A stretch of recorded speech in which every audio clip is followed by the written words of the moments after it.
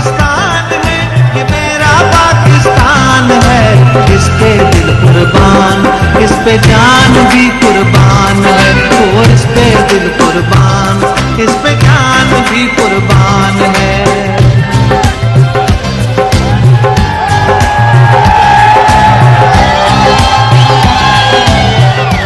बिस्मिल्लाह, बिस्मिल्लाहिर्रहमानिर्रहीम।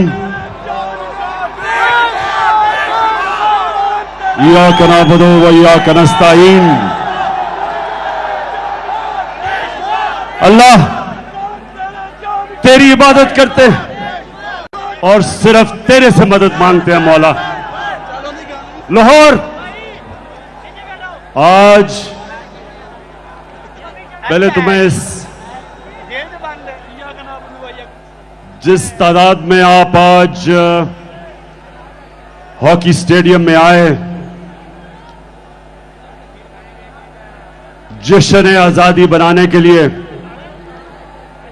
मैं खास तौर पे अपनी बहनों को खुशामदीद कहता हूं। आज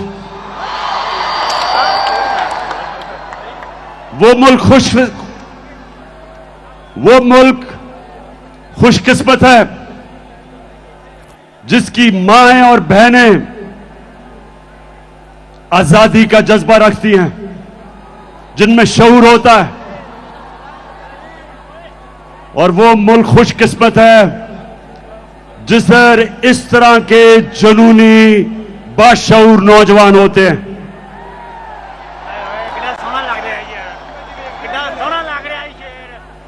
आज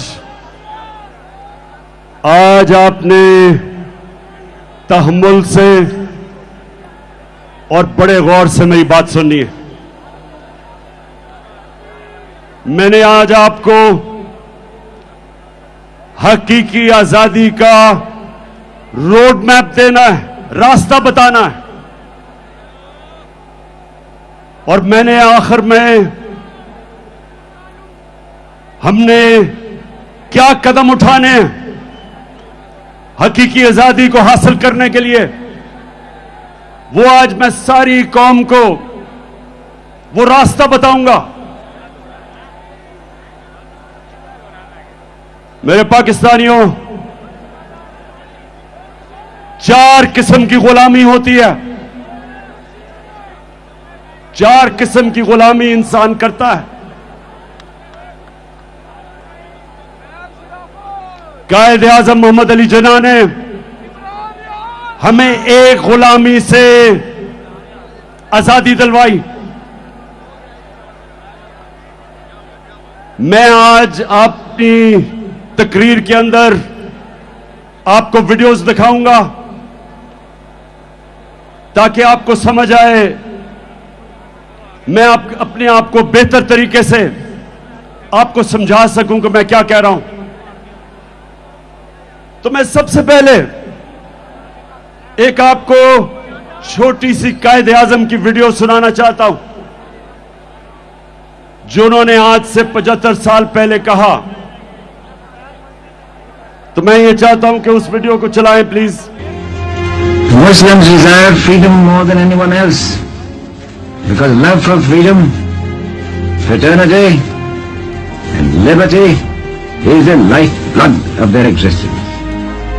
But freedom must mean freedom both from the British exploitation and Hindu domination. 100 millions of Muslims will never agree merely to a change of masters. तो पाकिस्तानियों, मैं अब उर्दू में बताता हूं कि हमारे कायद मोहम्मद अली जिन्ना ने क्या कहा। उन्होंने ये कहा कि हम अंग्रेज की गुलामी से निकल के हिंदुओं की गुलामी में नहीं जाना चाहते, हम एक आजाद मुल्क बनाना चाहते हैं। और उन्होंने बताया कि मुसलमान हमेशा आजादी के लिए जद्दोजहद करता है। क्योंकि मेरे पाकिस्तानियों, जब पाकिस्तान बन रहा था तो एक नारा था कि पाकिस्तान का मतलब क्या,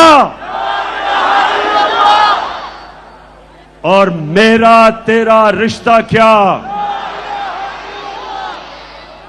अब ला इलाहा इल्लल्लाह का मतलब, ये मेरी कौम ये गौर से सुन लो, क्योंकि मैं जो आगे आपको बताने जा रहा हूं, हमने कैसे मुकम्मल तौर पे हकीकी आजादी हासिल करनी है। ये याद रखें कि हम अल्लाह से जब कलमा पढ़ते हैं तो अपना अल्लाह से वादा करते हैं कि अल्लाह तेरे अलावा हम किसी के सामने नहीं झुकेंगे। इसको सब समझ जाओ कि हमें बताया गया था शुरू में कि सिर्फ पत्थर के बुतों के सामने झुकना शिर्क है। आहिस्ता आहिस्ता हमें समझ आई, जैसे जैसे मेरी उम्र गुजरी तो मुझे समझ आई कि हर जब भी अपने जमीर का आप सौदा करते हो और राय हक से हटते हो और किसी भी झूठे खुदा के सामने झुकते हो, पैसे के बुत और सबसे खतरनाक गुलामी का बुत खौफ का बुत है जो इंसान को गुलाम बना देता है। और कभी भी एक गुलाम कौम ऊपर नहीं आ सकती। गुलाम सिर्फ अच्छे गुलाम बनते हैं। इसलिए बड़ी जद्दोजहद के बाद, लाखों कुर्बानियों के बाद पाकिस्तान बना। मैं ज़मान पाक में बड़ा हो रहा था। लाहौर के लोगों सुनो, उस वक्त जो बॉर्डर क्रॉस करते हुए कत्लेआम हुई, हम बड़े होते हुए कितने लोगों को जानते थे जिनके सारे खानदान कत्ल हो गए, लाखों लोग मरे। हमारा घर नहर पे, ज़मान पाक पे, मेरी वालदा बताती हैं कि वो शाम को जब कभी नहर के ऊपर सैर करने जाती थी तो वहां इतने लोग बैठे होते थे जो हिंदुस्तान से आए और एक एक दुख भरी कहानी सुनाता था कि सारा का सारा खानदान कत्ल हो गया। एक दफा मेरी वालदा ने कहा कि बड़ी औरतें, 5-6 औरतें भागी भागी आ रही थी, उनसे पूछती हैं कि पाकिस्तान आ गया। मेरी वालदा ने कहा ये पाकिस्तान है। उधर ही बैठ गई और फिर उन्होंने बताया सारे उनके आदमियों को कत्ल कर दिया, जो उनकी नौजवान बेटियां थी उनको उन्होंने अगवा कर लिया, सिर्फ बेचारी वो औरतें बची। तो इस तरह की हमने कहानियां सुनी है। ये कुर्बानियों के बाद हमारा मुल्क आजाद हुआ था। और जो सबसे जुल्म गुलामी करती है, इंसान के इज्जत नफ्स को खत्म कर देती है, एक इंसान में एहसास से कमतरी डाल देती है। हम जब बड़े हो रहे थे हमें याद है, यहां लाहौर जमखाना में हम जाते थे तो लाहौर जमखाना और पंजाब क्लब के लोग इस तरह रहते थे जैसे वो अंग्रेज हैं। क्लब्स के अंदर अंग्रेजी बोली जाती थी, सिर्फ बैरों के साथ उर्दू बोलते थे, और जब उर्दू बोलते थे तो वो बिलावल भुट्टो की तरह बोलते थे कि बारिश आता है।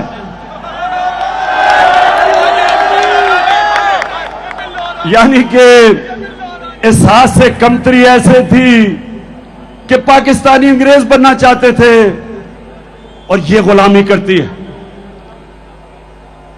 लाहौर के लोगों, जब मैं पहली दफा आज से 50 साल पहले इंग्लैंड में क्रिकेट खेलने गया तो मैं तो सिर्फ 18 साल का था। तो मुझे अभी भी याद है, मेरे सीनियर प्लेयर मुझे कहते, ये कानों ने सुना कि इमरान सोचो भी ना कि हम अंग्रेज को हरा सकते हैं, अगर इज्जत से हार के वापस आ गए तो बहुत बड़ी कामयाबी होगी। एहसास कमतरी थी, जीते हुए मैच हम हार जाते थे क्योंकि हमारे अंदर खुद एतमादी नहीं थी कि हम जीत सकते। 70 की दिहाई में अच्छी भली अच्छी टीमें थी, कोई मैच नहीं जीतती थी। बड़े बड़े मैच जब आते थे एहसास कमतरी की वजह से घबरा के हार जाते थे, और जब 80 की दिहाई में कमजोर टीमें थी, लेकिन क्योंकि ज़हनी तौर पे हम आजाद हो गए थे, हारे हुए मैच जीतते थे। यही पाकिस्तान का हाल है कि वो गुलामी से जो एहसास कमतरी थी उससे हम निकले नहीं। तो पहली गुलामी से तो कायदे आजम ने हमें आजाद किया, और इंशाअल्लाह आज हम उसका पूरा जश्न बनाएंगे।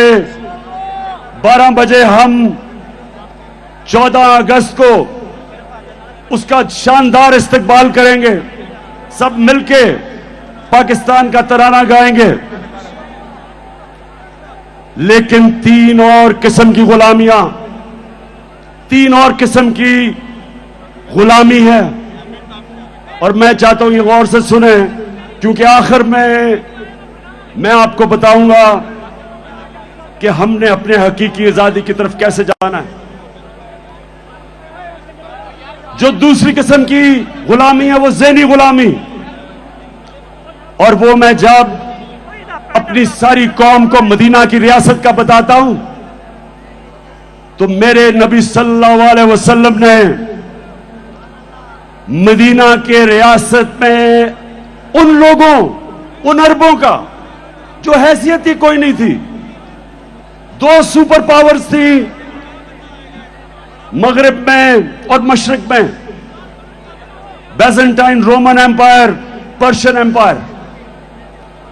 उन्होंने क्या किया, गौर से सुनो मेरे नौजवानों, कि उन्होंने उन लोगों को दुनिया की इमामत करवा दी। 10 साल 622 और 632 जब मेरे नबी सल्लल्लाहु अलैहि वसल्लम दुनिया से गए, वो ही अरब जिनकी हैसियत नहीं थी दुनिया की इमामत की, तो वो क्या किया उन्होंने, अब ये गौर से सुने क्या किया। 2 काम किए, क्योंकि ये लोग, हमारे लोगों को गलतफहमी है कि तलवार से इस्लाम फैला। 10 सालों के अंदर 622 और 632 के बीच में सिर्फ 13 से 1400 लोग मरे जंगों में। फिर से सुन लें, 10 सालों में दोनों तरफ सारी जंगों में 1300 से 1400 लोग मरे, लेकिन सारे अरब में इस्लाम फैल गया। वो तलवार से इनकलाब नहीं आया था, वो फिक्री इनकलाब था, ज़हनों के अंदर इनकलाब आया था। और वो मैं चाहता हूं दूसरी चीज कि आप समझें कि हमने कैसे अपनी नबी की सीरत के ऊपर चलते हुए इस मुल्क के नौजवानों को ज़हनी तौर पे आजाद करना है। 2 चीजें की उन्होंने। सबसे पहले उन्होंने तालीम के ऊपर जोर दिया। उन्होंने कहा कि अगर चाइना भी तालीम हासिल करने के लिए जाना पड़े, इल्म के पीछे चाइना भी जाना पड़े, तो जाओ। मतलब उन दिनों में चाइना जाना का मतलब कि अपनी जान की बाजी खेलना। और कहा जब से तुम पैदा होते हो और जब तक तुम कब्र में नहीं जाते, इल्म सीखो। तालीम को उन्होंने इबादत बना दिया। आलिम का दर्जा उन्होंने ऊपर उठा दिया, जो जहालत की गुलामी थी उससे आजाद किया। और दूसरी आजादी, ये खास तौर पे आप सुन लो, दूसरी उन्होंने ज़हन कैसे आजाद किए? उन्होंने इंसानों को बताया कि ये जो खौफ है, पाकिस्तानियों गौर से सुनो, क्योंकि ये खौफ आपके ऊपर तारी किया जा रहा है आजकल, इससे मेरे नबी ने लोगों को कैसे आजाद किया? क्योंकि जो खौफ की गुलामी है वो सबसे खौफनाक गुलामी है। मैं बार बार लोगों को मिसाल देता हूं करबला की। मुसलमानों की तारीख में जो सबसे बड़ा सानिया हुआ, सबसे बड़ी ट्रेजेडी हुई, करबला के अंदर जब हजरत इमाम हुसैन पहुंचे तो कूफा के लोगों को पता था कि हजरत इमाम हुसैन राय हक पे हैं, उनको पता था।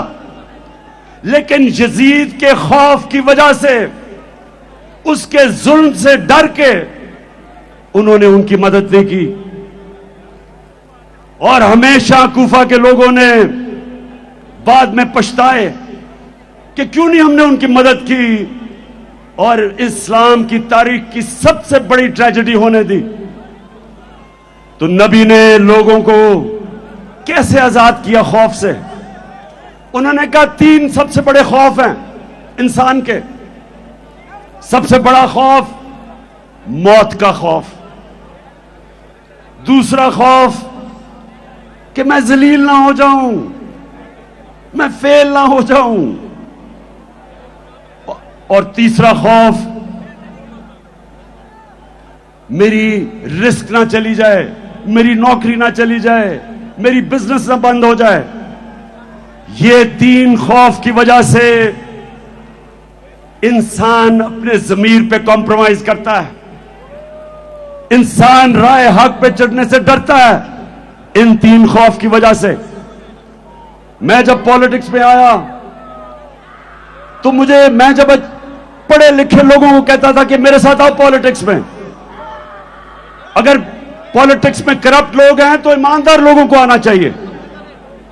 मुझे अफसोस से कहना पड़ता है कि पढ़े लिखे और ईमानदार लोग ज्यादातर मुझे कहते थे पॉलिटिक्स बड़ी गंदी है, हमें जलील कर देंगे। मैं आज भी लोगों को कहता हूं, ये जो मेरे घटिया मुखालिफ 26 साल से मेरे किरदार कुशी कर रहे हैं, 26 साल से मेरे ऊपर इन्होंने हर किस्म का किताबें मेरे ऊपर गंदी लिखवाई, हर किस्म के मेरे ऊपर इन्होंने बदनाम करने की कोशिश की। लेकिन अल्लाह की शान देखो, आज अब किस तादाद में आए हुए हैं और मुझे हौसला अफजाई कर रहे हैं।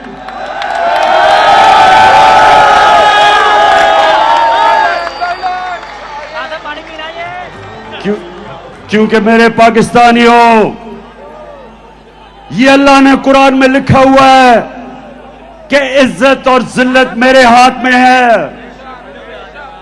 नहीं तो अमीर लोग, पैसे वाले लोग इज्जत खरीद सकते, लेकिन इज्जत नहीं खरीद सकते। और नहीं तो कमजोर और गरीब जलील होते, ऐसा नहीं है। और जिंदगी मौत, यह भी मैं आज आप सबको बता दूं कि आज तक किसी ने कोई बड़ा काम नहीं किया जो मौत से डरता है। कोई फौजी ने आज तक बड़े तगमे नहीं लिए जो मौत के खौफ के ऊपर काबू नहीं पाता। पहला आदमी जो माउंट एवरेस्ट पे चढ़ा था, सबसे ऊंचा पहाड़ दुनिया में, एडमंड हिलरी, उससे पहले जितनों ने भी कोशिश की थी माउंट एवरेस्ट पे चढ़ने की, या वो मर गए थे और या फेल हो गए थे। तो जब वो पहला आदमी माउंट एवरेस्ट पे चढ़ा, उसने अपने मौत के खौफ के ऊपर काबू पाया। और ये मदीना की रियासत में मेरे नबी ने किया। इंसानों को आजाद कर दिया, मौत का खौफ चला गया, पैसे की लालच वो चली गई, क्योंकि रिस्क तो अल्लाह के हाथ में है। और उनको ये पता चल गया कि कोई इंसान हमें जलील नहीं कर सकता, मेहनत हम करेंगे, ऊपर वाला दिलों के राज जानता है। और उसके ऊपर ईमान रख के वो लोग, आजाद लोग, उनकी परवाज, जिस तरह अल्लाह कुरान में कहता है कि जब इंसान सबसे अजीम मखलूक अल्लाह की, इंसान फरिश्तों से भी ऊपर चला जाता है, लेकिन जब गिरता है जानवरों से भी नीचे चला जाता है। तो हमारे हाथ में, पाकिस्तानियों, ये ज़हनी आजादी की तहरीक कि हमें पहले इत्मीनान होना चाहिए कि हम नबी सल्लल्लाहु अलैहि वसल्लम की उम्मत है, दुनिया के सबसे अजीम लीडर की उम्मत है। हमें ये जमीन में चूंटियों की तरह रेंगने की जरूरत नहीं। हम हाथ फैला के दुनिया के सामने क्यों फिरते हैं? हम वो कौम है, पाकिस्तान वो कौम है जो 27वीं रमजान पे पाकिस्तान बना था। अल्लाह ने इस मुल्क को हर किस्म की नेमत दी है, लेकिन कोई भी कौम जो गुलाम होती है, गुलाम ज़हनियत की, वो कभी उसकी परवाज ऊपर नहीं होती। तो दूसरी चीज कि हमने अपने बच्चों को नबी सल्लल्लाहु अलैहि वसल्लम की सीरत पढ़ानी है। मैं जब प्राइम मिनिस्टर था, मैंने रहमतुल लिल आलमीन अथॉरिटी बनाई, बड़े बड़े स्कॉलर्स को उसमें बिठाया। उस अथॉरिटी का मकसद यह था कि कॉलेजेस और स्कूलों में हमारे नबी सल्लल्लाहु अलैहि वसल्लम की जिंदगी हमारे बच्चों को बताएं, ताकि उनके कैरेक्टर मजबूत हों, ताकि वो ज़हनी तौर पे आजाद हों। और सबसे बड़ी चीज ये कि वो मगरबी तहजीब के गुलाम ना बन जाएं। जब तक उनको अपनी तारीख का, अपने दीन का नहीं पता चलेगा, तो मगरबी तहजीब इतनी इस वक्त छाई हुई है कि हमारे बच्चे उनकी गुलामी करेंगे।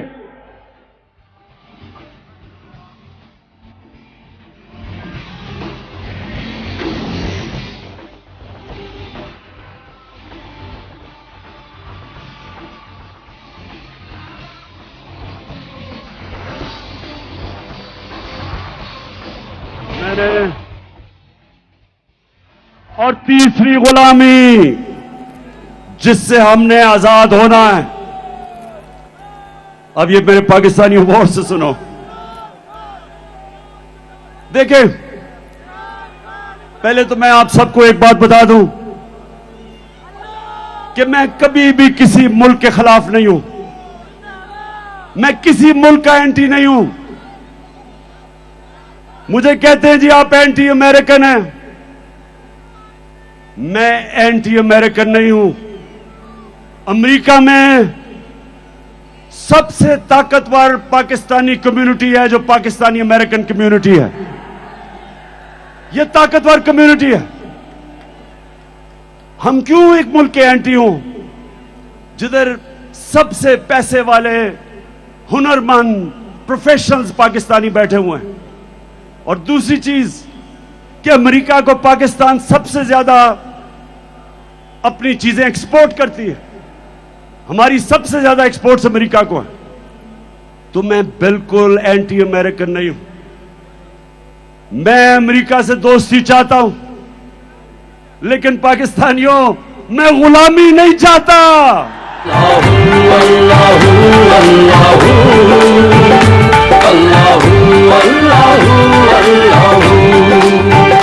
ये ज़मीं जब न थी, ये जहां जब न था, ये ज़मीं जब न थी, ये जहां जब न था, ये ज़मीं जब न थी, ये जहां। मेरे लाहौर के बाशऊर लोगों, गौर से अब सुनना। मैं अपनी असल चीजों पे आने लगा हूं, गौर से सुनना, क्योंकि मैंने आज आपको आज आपको मैंने अपने हकीकी आजादी का रोड मैप देना है, तो ये जरा गौर से सुन लें। मैं ज्यादातर पाकिस्तानियों से बेहतर अमेरिका को भी जानता हूं, मगरबी तहजीब को भी जानता हूं। क्रिकेट की वजह से कई साल मैं उनके बरतानिया में रहा, यूनिवर्सिटी उधर गई, दोस्तियां मेरी थी वहां। मैं उनके कल्चर को अंदर से जानता हूं। अब जो मैं आपको चीज सुनाना चाहता हूं वो ये कि मैं जो उनकी साइकी जानता हूं वो ये, अगर आप उनके पैरों में गिरते हैं वो आपको इस्तेमाल करेंगे, अगर आप उनकी चमचागिरी करेंगे वो आपकी इज्जत नहीं करेंगे, लेकिन अगर आप अपने मुल्क के मफादात के लिए खड़े होंगे उनको अच्छा नहीं लगेगा, लेकिन वो आपकी इज्जत करेंगे। तो मैं जब सियासत में आया आज से 26 साल पहले, 2 वजह से मैं पॉलिटिक्स में आया। एक, जिसकी मैं अभी जो चौथी गुलामी है उसकी बात करूंगा, इंसाफ के लिए, और एक इसके लिए जो हम अपनी खुददारी खो बैठे। मैं ये चाहता हूं कि आप चलाएं कि मैं जब 26 साल पहले पॉलिटिक्स में आया था तो मैं क्या कह रहा था, ताकि आपको ये ना लगे कि मैं ऐसे ही लोगों को वरगलाने के लिए, वोट लेने के लिए मैं अमेरिका के खिलाफ बात करता हूं। ये जरा गौर से सुने कि मैं शुरू में जब पॉलिटिक्स में आया था तो मैं क्या कहता था। हमारी तहरीक इंसाफ, अगर आप इसकी फॉर्म देखें तो इसके ऊपर लिखा हुआ है अय्या का नाबुदो व अय्या का नस्ताईन, और वो इसलिए कि जो भी तारीख जॉइन करना चाहता है आपने किसी भी इंसान के सामने झुकना नहीं। करते हैं कभी अमेरिका के सामने, कभी बैंकों के सामने, कभी बैरूनी मुल्कों के सामने। मैं आपको ये बताना चाहता हूँ कि तहरीक इंसाफ का नस्ल ये है किया का नाबुदो व अय्या का नस्ताईन, यानी कि सिर्फ अल्लाह की इबादत करते हैं और उसी से ही मदद मांगते हैं, इंसानों के सामने नहीं हम झुकते। पाकिस्तान का मतलब क्या था? ला इलाहा इल्लल्लाह। ला इलाहा इल्लल्लाह का क्या मतलब है? अल्लाह तेरे सिवा किसी के सामने नहीं झुकूंगा। और ये भी मेरा आपसे वादा है, आज तक ना मैं कभी किसी के सामने झुका हूं, पाकिस्तानियों कभी आपको किसी के सामने झुकने नहीं दूंगा। Will you allow the American government to have CIA here in Pakistan? Absolutely not.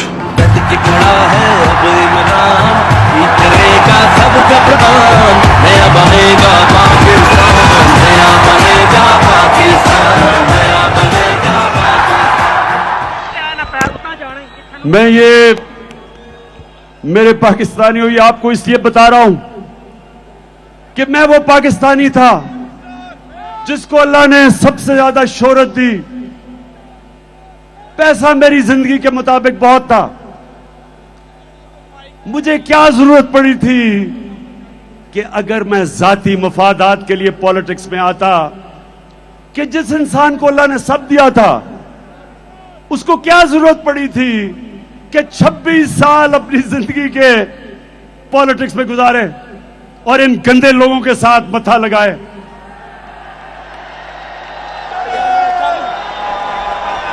वो इसलिए कि पाकिस्तानियों, मेरे मां बाप, जब मैं बड़ा हो रहा था हमेशा मेरी मां ने और मेरे बाप ने कहा कि तुम्हें अंदाजा नहीं, तुम कितने खुशकिस्मत हो कि तुम एक आजाद मुल्क में पैदा हुए हो। हमारे से पूछो गुलामी क्या थी।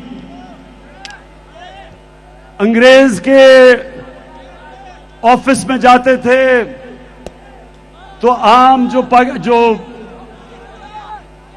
उस वक्त इंडियंस थे उनके लिए सिर्फ चंद इंडियंस को बैठने की इजाजत थी। अंग्रेज के ऑफिस में आप खड़े रहते थे, उनकी कैंटोनमेंट थी, उनके क्लब थे, वहां कहीं ऐसे लिखा हुआ था कि इंडियंस और कुत्तों को इजाजत नहीं। ये होती है गुलामी। तो मैं बचपन से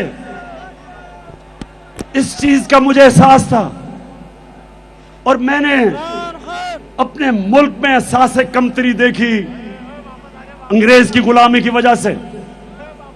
और हमेशा जब मैं क्रिकेट की खेलों में जाता था तो वो टीम जो कोई मैच नहीं जीतती थी, क्रिकेट की ग्राउंडों के ऊपर आहिस्ता आहिस्ता एक वक्त आया कि हमने अंग्रेजों को भी हराया, दुनिया को हराया, वर्ल्ड चैंपियंस बन गए। और मुझे फख्र था इस चीज का कि मैंने अपने मुल्क को ऊपर लेके गया।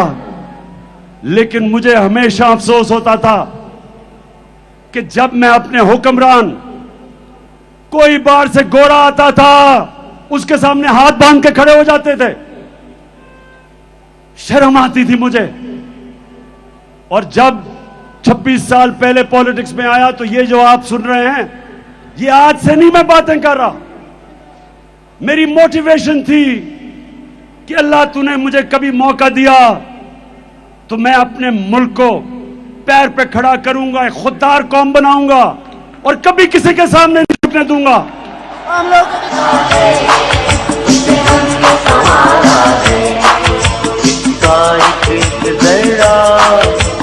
जान से प्यारा है, इसका एक जरा हमें जान से प्यारा है। ये देश हमारा है, ये देश हमारा है, ये देश। तो मैं अब जरा आपको वीडियोस दिखाऊंगा, जरा संभल के देखना। इन लोगों की मैं बात कर रहा हूं जो हमें शर्मिंदा करवाते थे, जिनको अपनी तो इज्जत नहीं थी, कौम की भी इज्जत मिट्टी में लगा देते थे। तो सबसे पहले हमारा डिफेंस मिनिस्टर और फॉरेन मिनिस्टर, वो जरा अमेरिका के मुतालिक क्या कह रहा है, जरा दिखाओ। अमेरिका जो है अगर जो है वो चाहे तो इस वक्त पाकिस्तान के लिए इतनी माशी जो है डिफिकल्टीज क्रिएट कर सकता है कि मैं समझता हूं कि हो सकता है हम जो हमारा ऑयल बिल जो है अदा करने के लिए हमारे पास पैसे ना रहे। ऑलरेडी जो माशी हालात जो है हमारे इंतहाई मखदूश हैं। ये सारे वेंटिलेटर जो है ना, ये लगे हुए हैं अमेरिका की मर्जी से लगे हुए हैं।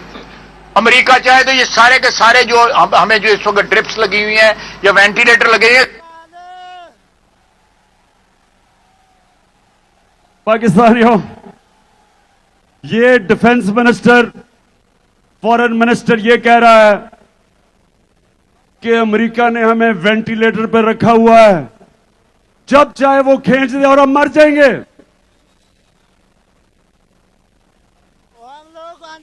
मैं पहले तो इससे पूछता हूं कि ये इस नौबत पे लेके कौन आया? 30 साल तो तुम दो खानदान इस मुल्क के ऊपर हुकूमत कर रहे थे, वेंटिलेटर पे डाला किसने?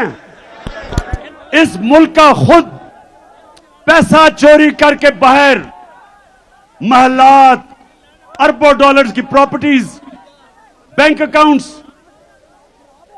सारे शाहाना लाइफस्टाइल और कौम को मकरूज कर दिया। कौन जिम्मेदार है? तो पहले हमें मकरूज किया, अब हमें कहता है कि अगर हमने अमेरिका की गुलामी ना की तो हम मर जाएंगे। अब जरा मौजूदा प्राइम मिनिस्टर, क्राइम मिनिस्टर, जरा इसकी जरा सुने, जरा ये क्या फरमाते हैं मुल्क का प्राइम मिनिस्टर। मैं सऊदी अरब से होके आया हूं, मैं यूएई के होके, अभी मैं तुर्की होके आया हूं, और मैंने उन भाइयों को कहा कि आप हमारे बड़े अजीम भाई हैं, हमेशा आपने हमारी मदद की।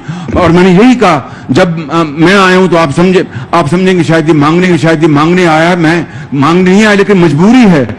जिस तरह माजी में 75 साल में आपने हमारा हाथ बटाया है, कुछ ऐसा आप हताहत बटा। मैंने कहा मैं वादा करता हूं कि इंशाअल्लाह हम पूरी कौम हम मिलकर दिन रात मेहनत करेंगे, पसीना गराएंगे, अपने पांव पे खड़े होंगे।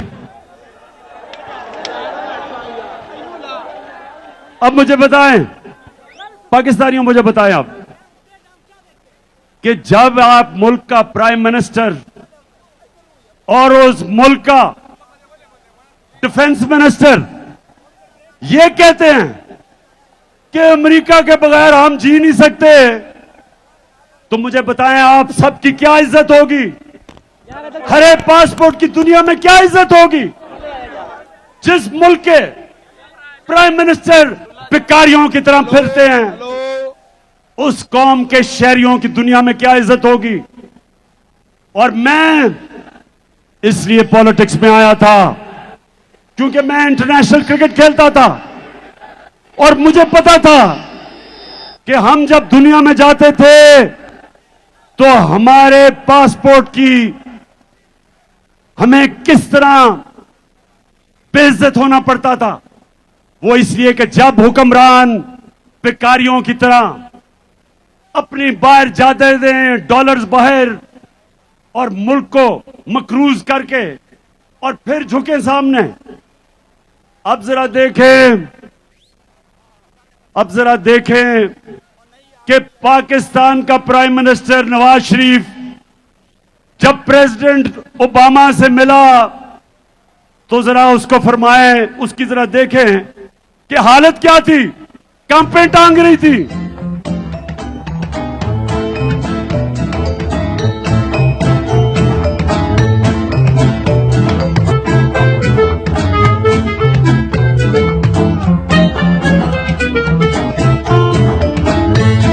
I thank you once again and look forward to welcoming you and Mr. Obama and Mrs. Obama in Pakistan. And Keema and Dal is very...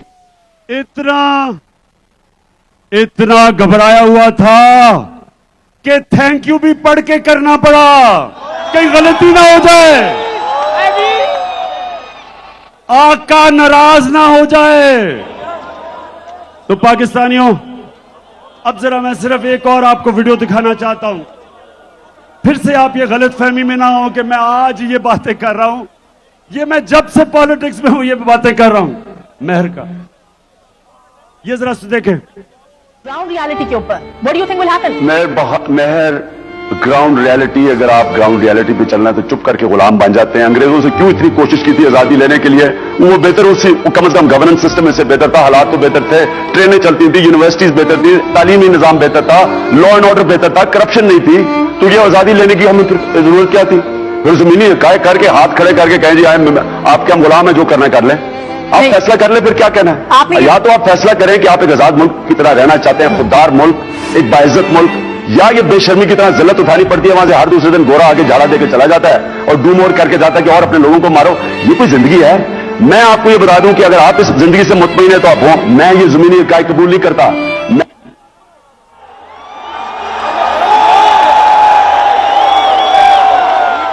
तो पाकिस्तानियों जरा गौर, अभी 12 बजे तक मैंने अभी जरा आखिर पॉइंट पे भी आना है, लेकिन मैं ये समझाना आपको चाह रहा हूं कि मेरा जो कायद था, कायद आजम मोहम्मद अली जिन्ना,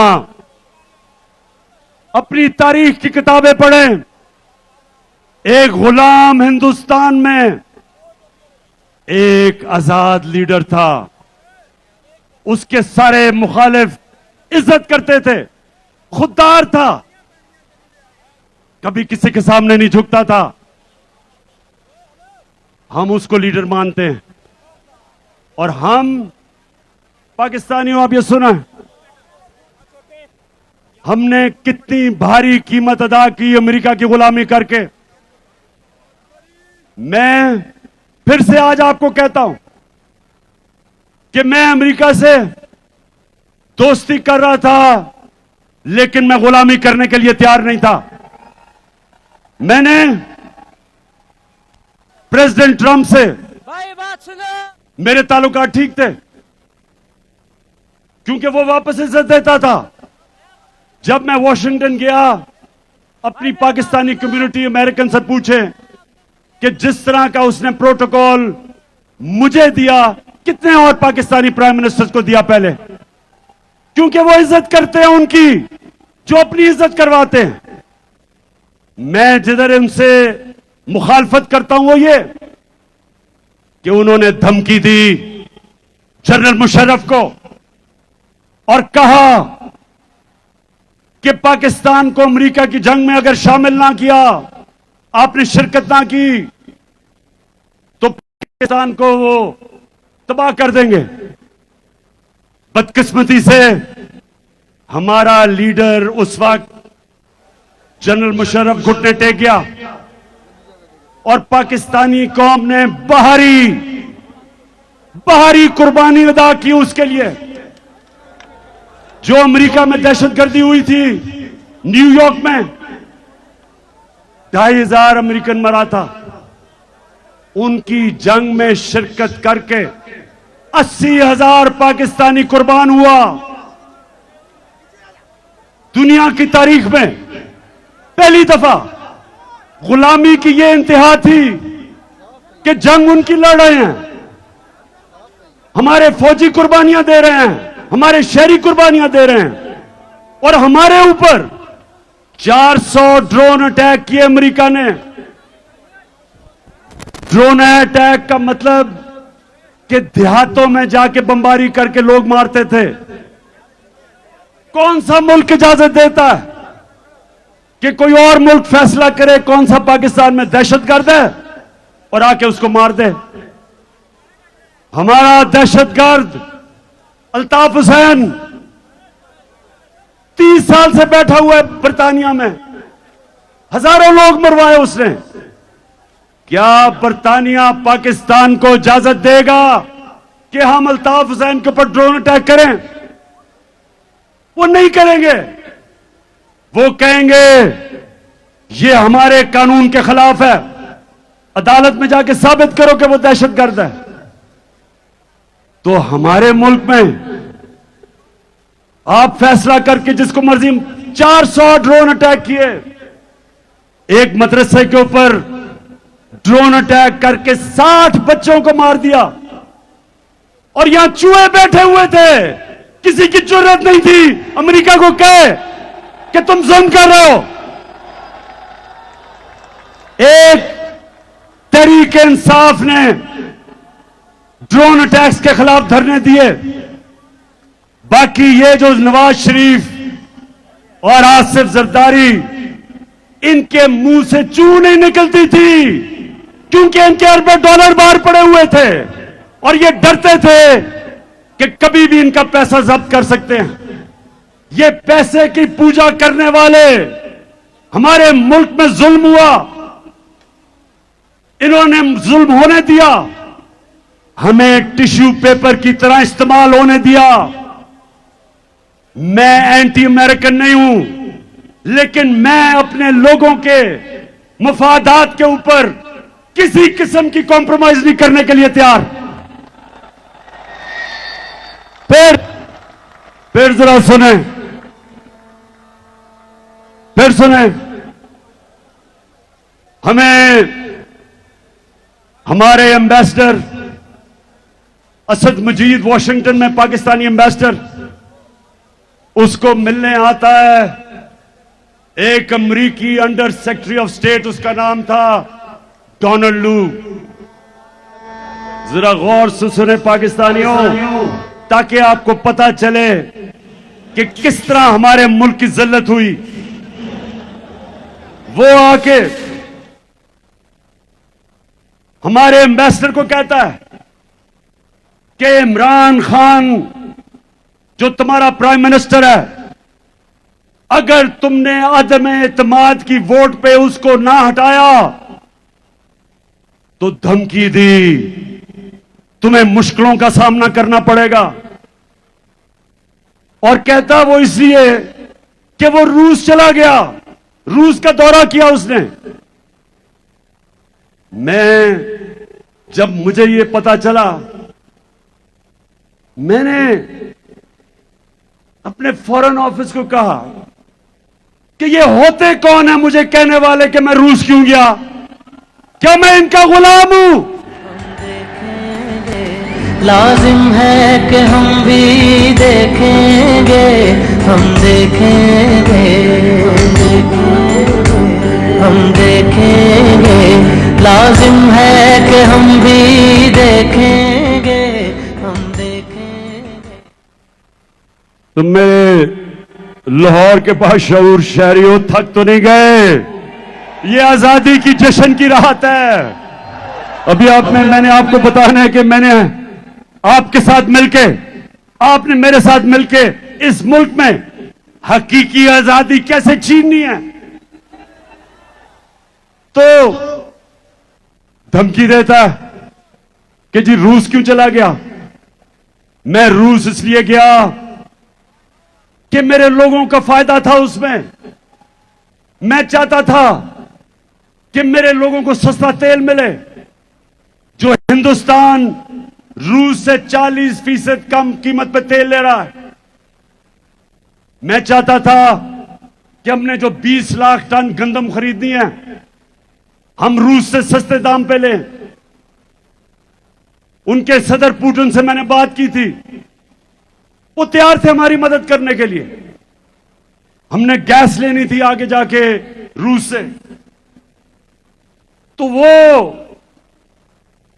इतने नाराज हुए कि जनाब इमरान खान को हटा दो, इसने हमारा हुक्म नहीं माना। अब मैं आपको दो मुल्कों के फॉरेन मिनिस्टर्स दिखाना चाहता हूं।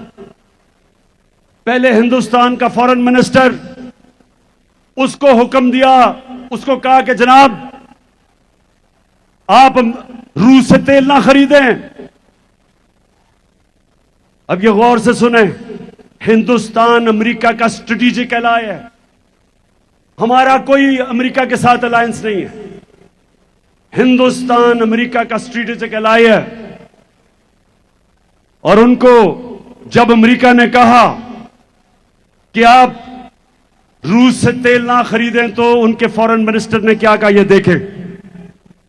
By purchasing oil for national interest, India is being asked, are you funding this war? Tell me if buying Russian gas is not funding the war? I mean, why is it's only Indian money and oil coming to India which funds, but it's not gas coming to Europe which funds? I mean, look, somewhere, I mean, let's be a little even-handed out here. If countries in Europe and the West and the United States are so concerned, why don't they allow Iranian oil to come into the market?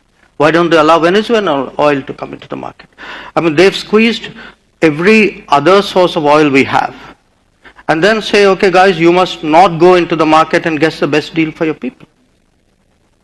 सुना, मैं जिनको समझ नहीं आए मैं समझाऊं। ये foreign minister को उन्होंने कहा कि रूस से तेल ना खरीदो। उसने आगे से कहा, तुम कौन होते हो मैं कहने वाले? यूरोप खरीद रहे तेल उनसे, हमारे लोगों की जरूरत है, हम खरीदेंगे। ये होता है आजाद मुल्क।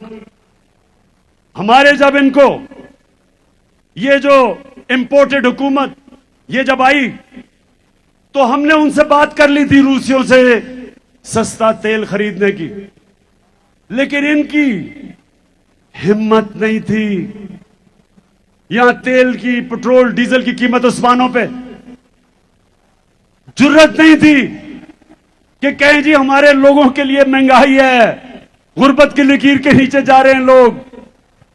और अब साउथ अफ्रीका को सुने कि साउथ अफ्रीका को अमेरिका का, ये सुन लें, अमेरिका का फॉरेन मिनिस्टर बैठा हुआ है, उसके सामने साउथ अफ्रीका की फॉरेन मिनिस्टर क्या कहती है?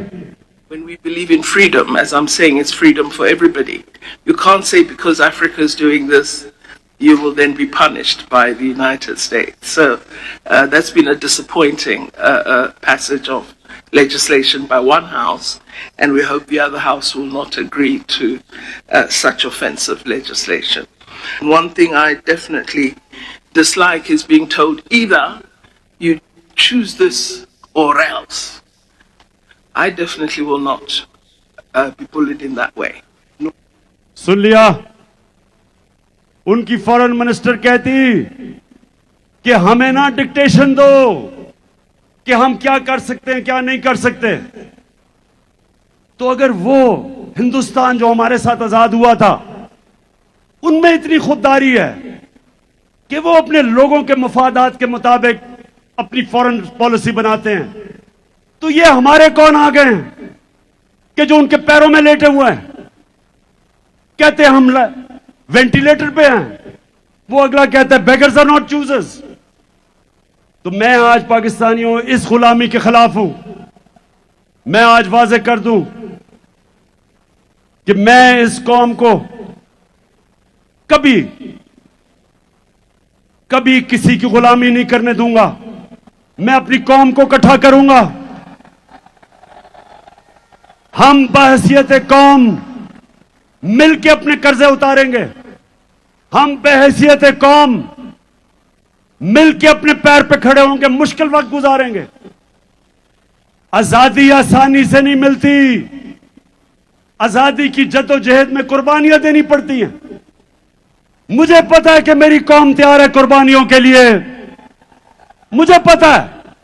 लेकिन ऊपर वो बैठे हुए हैं जो पैसे के गुलाम हैं, और हकीकी आजादी की जद्दोजहद तब तक जारी रहेगी जब इस हुकूमत इंपोर्टेड हुकूमत को हम फारग नहीं करते और इलेक्शन नहीं करवाते। हम मिलके इस मुल्क में जद्दोजहद करेंगे।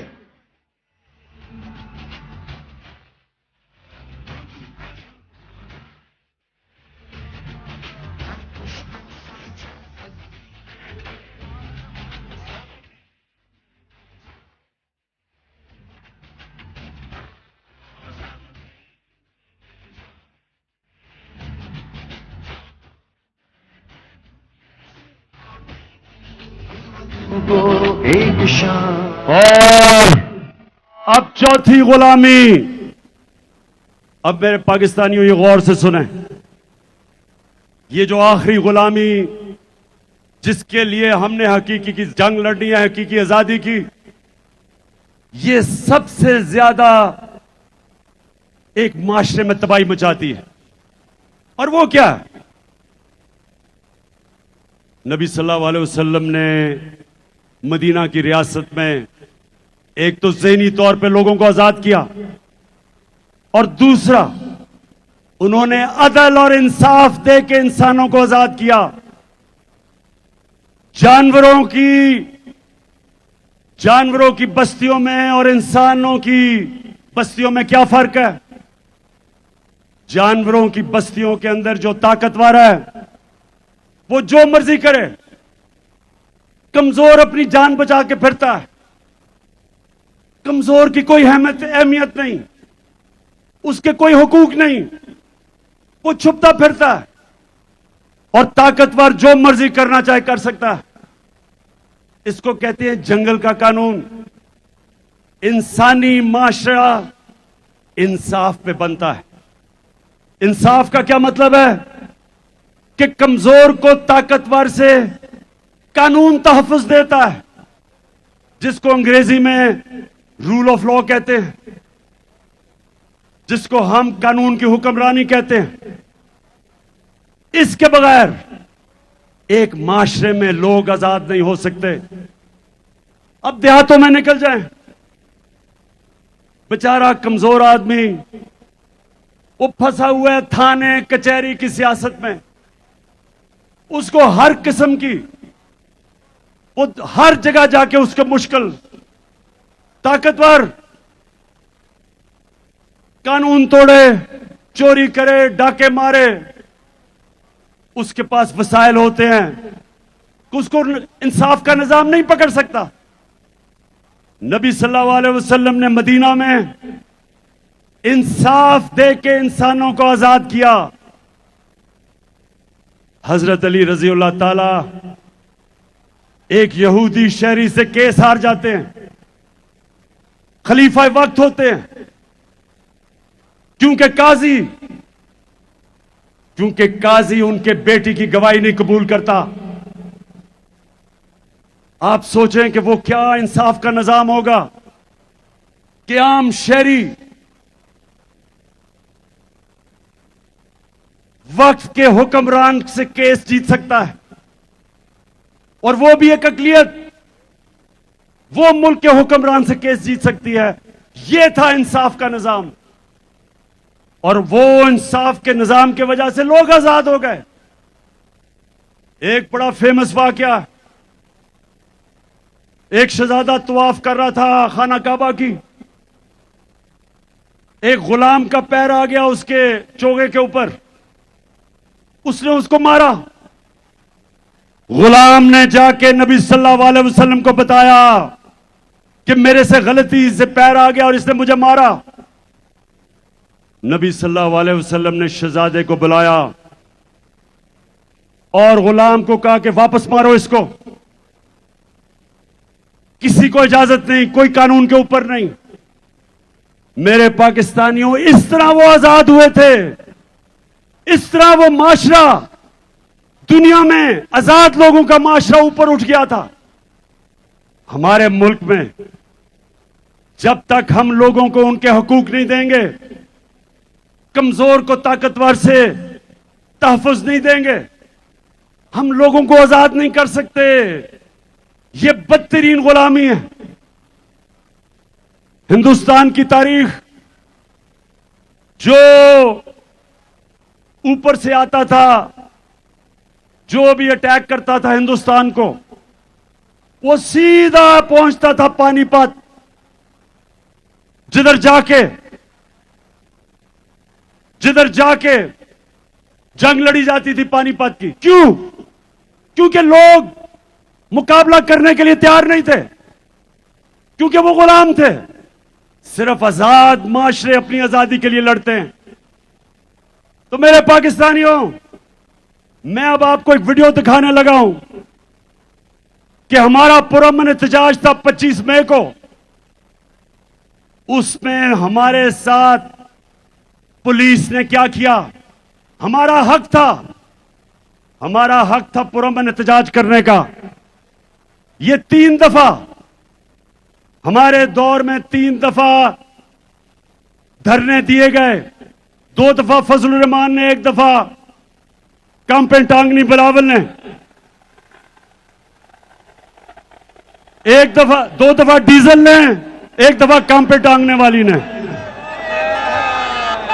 हमने ना कोई रास्ते में रुकावट की, ना कोई मुश्किलें की, ना कोई एफआईआर रजिस्टर की। जरा आप दिखाएं कि 25 को हमारे साथ क्या हुआ। भाई, घर में सिर्फ लेडीज है क्या? आप लोग बगैर किसी वारंट के आप लोग घर में सिर्फ लेडीज और बच्चे और आप लोग घर के अंदर एंटर हुए हैं। सुबह 4 बजे हुए हैं। ये देख लें, ये क्या कर रहे हैं आप लोग? डराने के लिए आए हैं औरतों को। सिर्फ हम औरतें हैं घर पे और बच्चे हैं। या आप हमारे घर में क्यों एंटर हो गए? आप हमें हरास करें इतना ओपनली, आप हमारे घर में एंटर हो गए। मुझे नहीं, क्यों दरवाजा तोड़े? नहीं, बदतमीजी नहीं करेंगे आप, बिल्कुल नहीं। आप शर्म होनी चाहिए।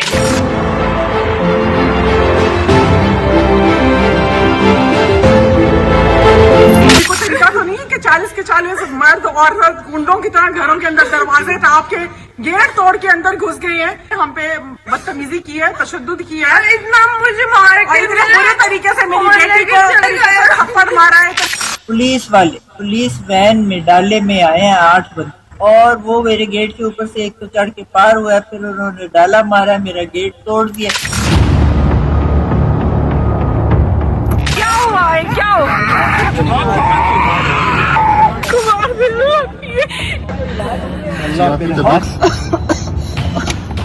यार, उसको सांस नहीं आ रहे। पानी पिए आंटी, पानी पिए, ठीक हो जाएगा। पानी पिए आंटी।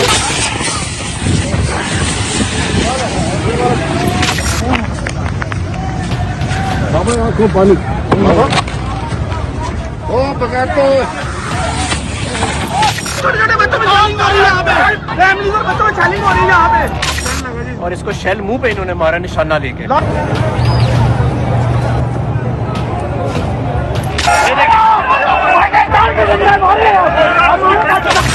गिर जाएगी भाई, गिर जाएगी।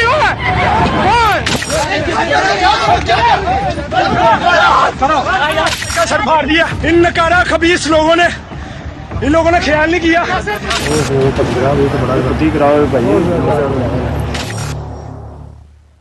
अच्छा, अब ये जो अभी आपने देखा, एक पुरअमन एहतजाज जमहूरियत के अंदर, पहले हुकूमत गिराई, पुरअमन एहतजाज किया, और इस तरह का इस मुल्क की पुलिस ने मुल्क का आइन भी तोड़ा, मुल्क का कानून भी तोड़ा और कमजोरों के ऊपर दहशतगर्दी की, खौफ फैलाने के लिए। अब मैं जरा एक और, अभी हालिया में शहबाज गिल, उसको उठा लिया, चले वो कानून के सामने जाएगा, लेकिन तशद्दुद किया उसके ऊपर।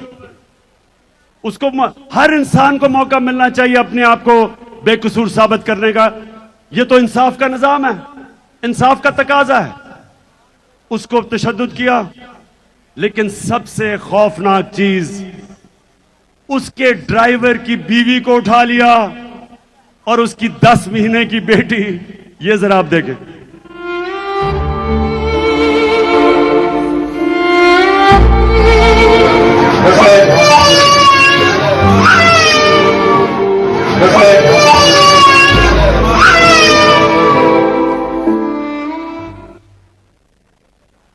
ये मैं आपको ये इसलिए दिखा रहा हूं, पाकिस्तानियों, इसलिए दिखा रहा हूं कि लोगों के ऊपर खौफ तारी किया जा रहा है कि किसी तरह ये कौम डर के, खौफजदा होके, इनकी दहशत की वजह से कबूल कर ले ये चोरों और डाकुओं को। जो भी ये कर रहे हैं सारे साजिशी। आज मेरी आवाज कान खोल के सुन लो, ये कौम जो मर्जी अब कर लो, तुम इस कौम को नहीं रोक सकते।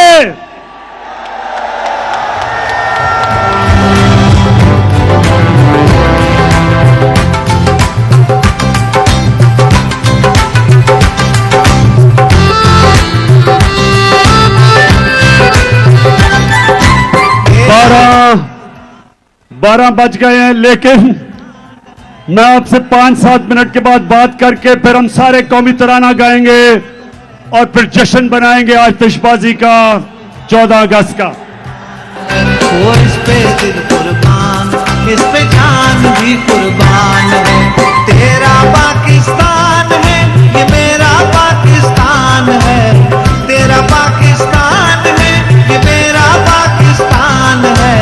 इस पे दिल कुर्बान, इस पे जान भी कुर्बान है। वो इस पे दिल कुर्बान, इस पे जान भी कुर्बान है।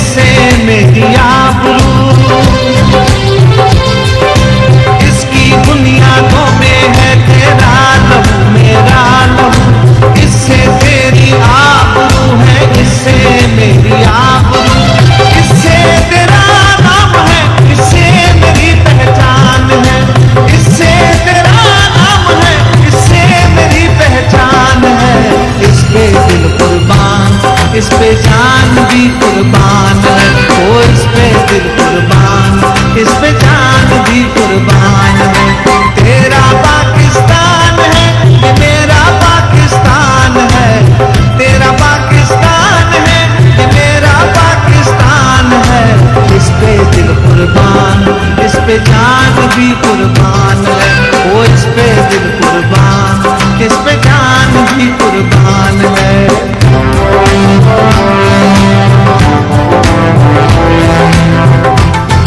अभी नहीं, अभी नहीं।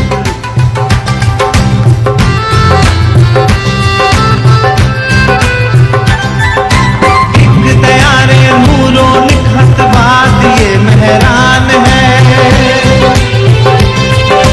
नूर आंखों का मेरी खाके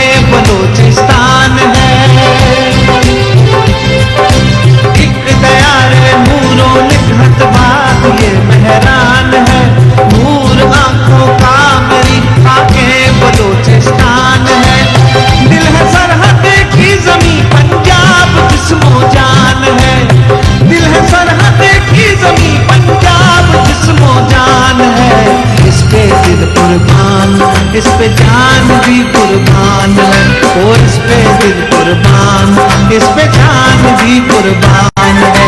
तेरा पाकिस्तान है, ये मेरा पाकिस्तान है। तेरा पाकिस्तान है, ये मेरा पाकिस्तान है। इस पे दिल कुर्बान, इस सबको 14 अगस्त की मुबारक हो। इस पे जान भी कुर्बान है।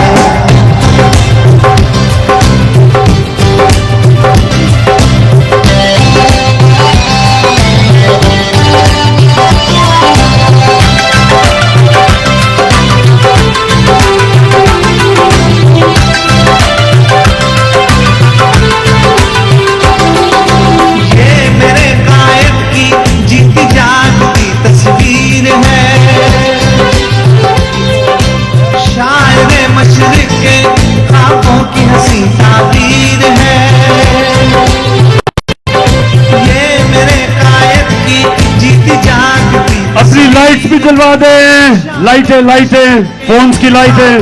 हंसी ताबीर है ये वतन, प्यारा वतन, सरमाया है, ईमान है। ये वतन मेरा वतन, माशाल्लाह, सरमाया है, ईमान है। इस पे दिल कुर्बान, इस पे जान भी कुर्बान है। ओ इस पे दिल कुर्बान, इस पे जान भी कुर्बान है। जाग उठा है सारा वतन साथियों, मुजाहिदों। जाग उठा है सारा वतन साथियों, मुजाहिदों।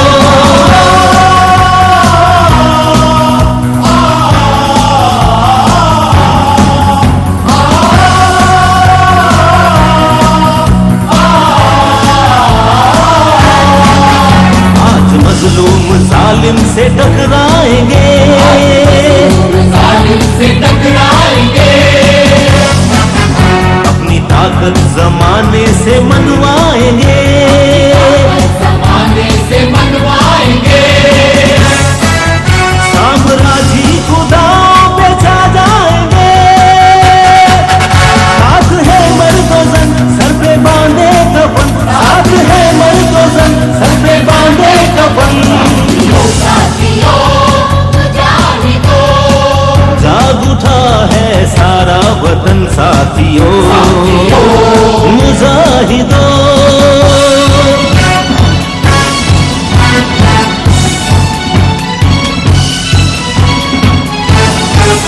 जो भी रस्ते में आएगा कट जाएगा, कट जाएगा। रन का मैदान लाशों से पट जाएगा, लाशों से पट जाएगा। आज दुश्मन का तख्ता उलट जाएगा। हर जरी सब शिकन, हर जवा देग जन, हर जरी सब शिकन, हर जवा देग जन। जाग उठा है सारा वतन साथियों, मुजाहिदों।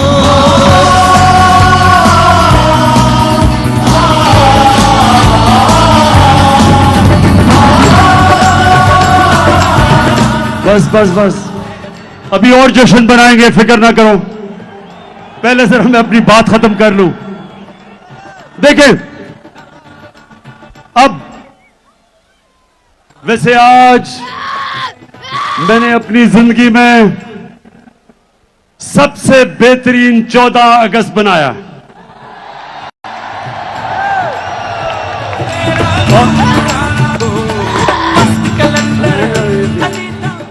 और मेरा दिल कह रहा है, पाकिस्तानियों, मेरा दिल कह रहा है कि जो इंशाअल्लाह अगली 14 अगस्त होगी, हम अपनी हकीकी आजादी ले चुके होंगे।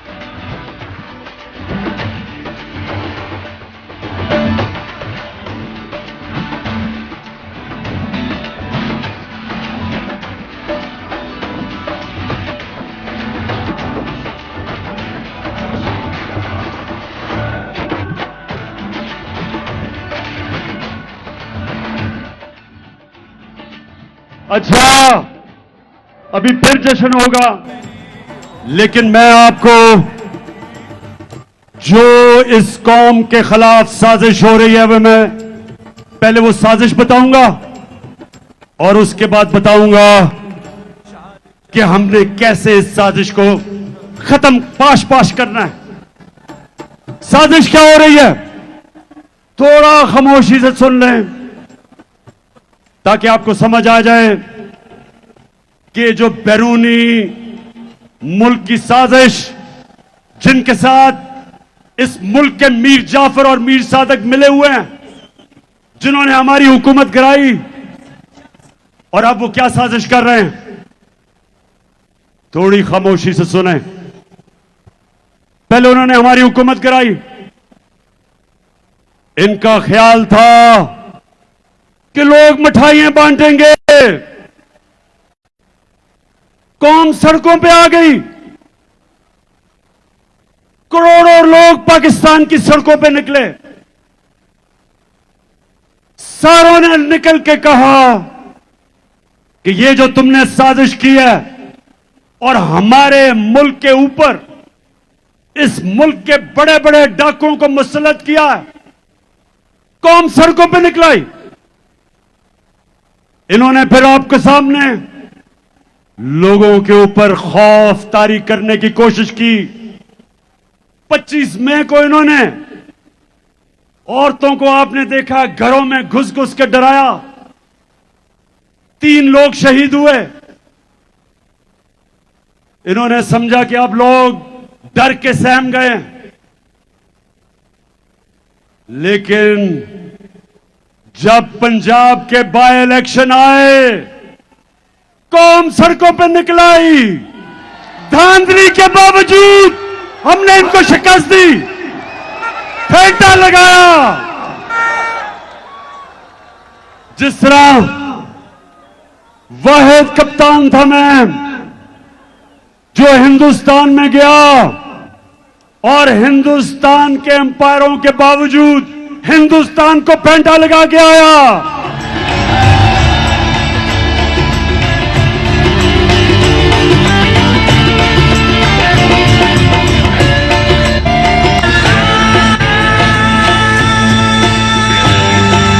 तो इस बारी इन्होंने इंतजामिया को साथ मिलाया, अंपायरों को साथ मिलाया, पुलिस का इस्तेमाल किया, और वो सिकंदर सुल्तान, जो एक बददियानतदार इलेक्शन कमिश्नर, उसने पूरी मदद की इनकी, हर किस्म की धांधली की।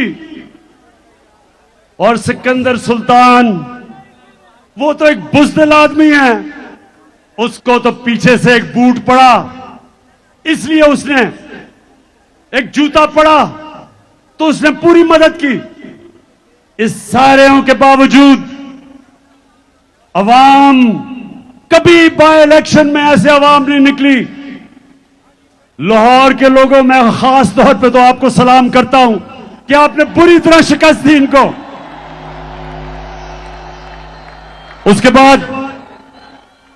उसके बाद इन्होंने एक नया प्लान बनाया, जो मैं आप सबके सामने रख रहा हूं। प्लान यह बनाया है कि इमरान खान के खिलाफ केसेस करो, इलेक्शन कमीशन में तोशाखाना का केस, फंडिंग का केस, किसी तरह इसको डिस्क्वालीफाई करो, और इसको डिस्क्वालीफाई करके उधर से नवाज शरीफ को बुलाओ, वो भगौड़े को बुलाओ जो झूठ बोल के बाहर भागा हुआ है, और फिर कहो कि देखें हम इमरान खान को भी लड़ने देंगे और नवाज शरीफ को भी अगर उसका जो बैन है वो हटाया जाए। जो भी ये साजिश कर रहे हैं, कान खोल के सुन लो, इमरान खान कोई डील नहीं करने लगा।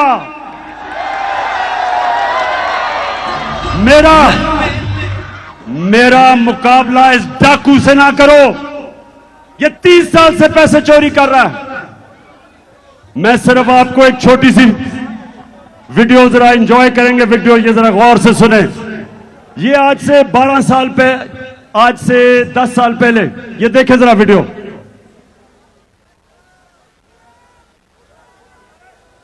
चलो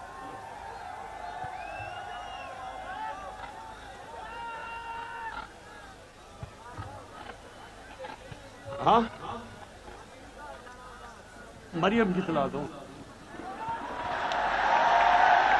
हाँ ये लो, ये वाली नहीं, मुझे पता है आप पावर इन इस्लामाबाद। बस बस बस ये पुरानी वीडियो वो चलाओ ना, वो जो एवन फील्ड अपार्टमेंट की वीडियो है, जरा सुने तो देखे सही। इनकम इतनी है कि आपको ये प्रॉपर्टी आप दे सकते हैं, क्योंकि आपने मे फेयर के अंदर जो आपकी 4 अपार्टमेंट्स हैं उनकी 1 अरब से ज्यादा, 1 अरब रुपए से ज्यादा उनकी कीमत है। अब 4.5 अरब तक पहुंच गई है उनकी कीमत। आपने अपनी जो टैक्स में टोटल आमदनी बताई है 94 में, 1.5 लाख रुपए है। मुझे ये बताएं कि आपने अरबों रुपए की मे फेयर में प्रॉपर्टी खरीदी कैसे? ये था 10 साल पहले, आज से 10 साल पहले। ये अब उसका जवाब आता है। सलमान शहबाज शरीफ का बेटा जो मफरूर हुआ है, वो इसका जवाब देता है। बात यह है कि जिन अरबों रुपए की मे फेयर की प्रॉपर्टीज की ये बात कर रहे हैं, ये तो पहले पता नहीं है। बताएं कौन सी प्रॉपर्टीज है, लाएं, दिखाएं, उसका कोई प्रूफ लाएं। ये कह रहा है, अब ये सुनते रहे, जरा मैं चाह रहा हूं गौर से देखें। 2012 में मैं कह रहा हूं कि इनकी प्रॉपर्टीज हैं। सलमान शहबाज शरीफ का वो बेटा जो किकबैक स्पेशलिस्ट है, वो आके कहता है कि कौन सी प्रॉपर्टीज। अब मरियम बीबी को सुने। कि इस तरह मुझे लगा कि आप लोगों को बेवकूफ नहीं बना सकते। मेरी सेंट्रल लंदन में प्रॉपर्टीज तो दूर की बात है, मेरी पाकिस्तान में भी कोई प्रॉपर्टी नहीं है। मैं अपने वालिद के साथ है और मुझे समझ नहीं आई कि मेरी और मेरी वालिदा की और बहन भाइयों की प्रॉपर्टीज ये कहां से निकाल के ले आए। अब ये सुन लिया आपने कि किधर से प्रॉपर्टीज निकाल ली। मेरी तो लंदन छोड़े, पाकिस्तान में भी कोई प्रॉपर्टी नहीं। अब देखें, सुने सुने सुने सुने नौजवानों सुनो। एक हदीस है कि शैतान इंसान के गुनाह दुनिया में नशर कर देता है। सुन ले, शैतान इंसान के गुनाह के दुनिया में इसलिए नशर कर देता है क्योंकि अल्लाह अल्लाह हक है। अब जरा आगे चलो पैनमा का। नवाज शरीफ, मरियम नवाज, हसन नवाज और हुसैन नवाज के बैरून मुल्क खुफिया असासों का इंकशाफ। पनामा लीक्स ने बैरून मुल्क खुफिया दौलत का भांडा फोड़ दिया। सुन लिया, पनामा में बैनुल अक़वामी इंकशाफ होता है और जिन्होंने छुपाए होते हैं अपने असासे, वो सारे सामने आ जाते हैं। तो जब ये सामने आ जाते हैं तो नवाज शरीफ के बेटे हुसैन शरीफ क्या कहते हैं, ये जरा सुने। मैं इस बात को तस्लीम करता हूं कि अल्हम्दुलिल्लाह पाक लेन के ऊपर जो अपार्टमेंट्स हैं वो अल्हम्दुलिल्लाह हमारे हैं। मैं इस बात को तस्लीम करता हूं कि उनको ऑफशोर कंपनीज नेस्कॉल लिमिटेड और नीलसन लिमिटेड जो है उनको ओन करती हैं। और मैं आपको ये भी अर्ज करता हूं, उनको होल्ड कर रही है इस वक्त मरियम नवाज शरीफ, मेरी हमशीरा जो है। शुक्रिया शुक्रिया, ऐ अल्लाह तेरा शुक्र है, अल हक है, तू सच का खुदा है। तो सबके सामने क्या चीजें आई कि यहां के प्राइम मिनिस्टर ने आपका पैसा चोरी करके लंदन में अरबों रुपए की प्रॉपर्टीज ली और वो बाहर इंकशाफ में सामने आ गई। और ये कह रहे हैं कि वो आदमी जो 30 साल से मुल्क के पैसे चोरी करके बाहर लेके जा रहा है, वो कह रहे हैं कि इमरान खान को और उसको एक ही तराजू में खड़ा कर दो। मैं तो 20 साल बाहर कमाई की, सारे पैसे बैंकिंग चैनल से सब कुछ बेच के, सारा मेरा जीना मरना पाकिस्तान में है। और मुझे कह रहे हैं कि उसके साथ मुआवजा करेंगे। तो साजिश पहली ये कि नवाज शरीफ को लाने की कोशिश है।